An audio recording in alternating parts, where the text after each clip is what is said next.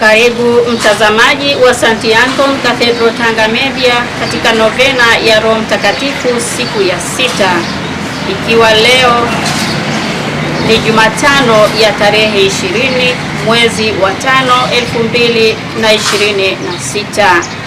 Roho Mtakatifu anatupa nguvu. Nitamwomba Baba, naye atawapelekea mfariji mwingine atakayekaa nanyi siku zote.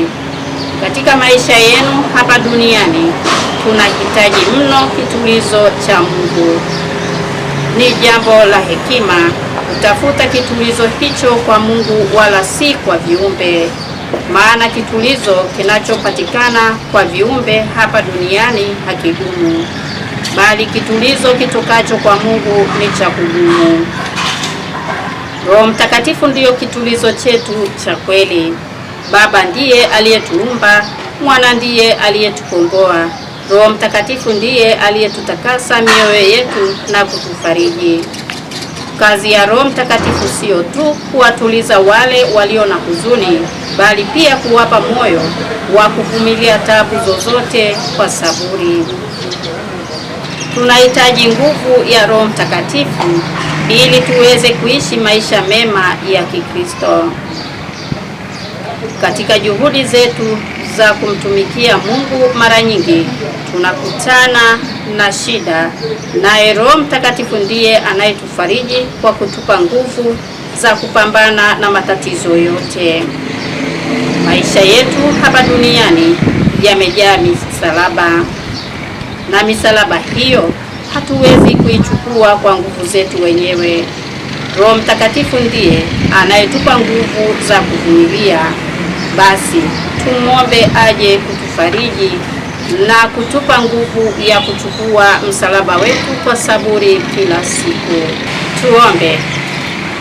Yesu Bwana wetu, tunakusihi wewe na Baba mtume Roho Mtakatifu atufariji, awajalie kitulizo wale wote walio katika tabu na majonzi.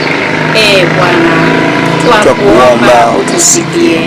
Ewe Roho Mtakatifu, wafariji wale walio katika tabu za namna zozote, ili waweze kuvumilia kwa saburi mateso yao kwa faida ya roho zao na roho za ndugu zao.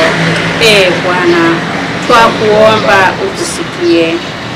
Wafariji wale walio wagonjwa, wajalie afya ya roho na ya mwili.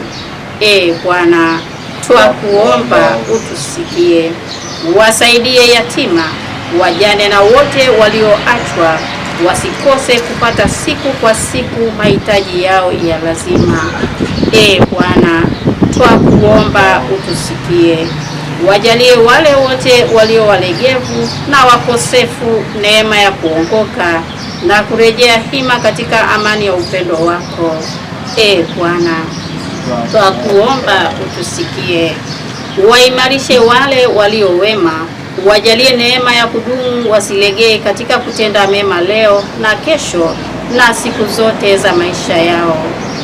Bwana, twakuomba utusikie.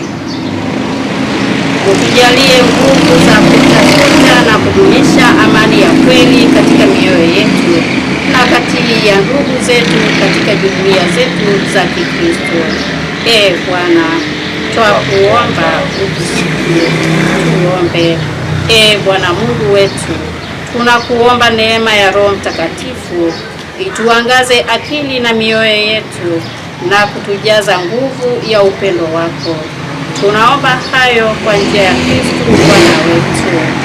Amina.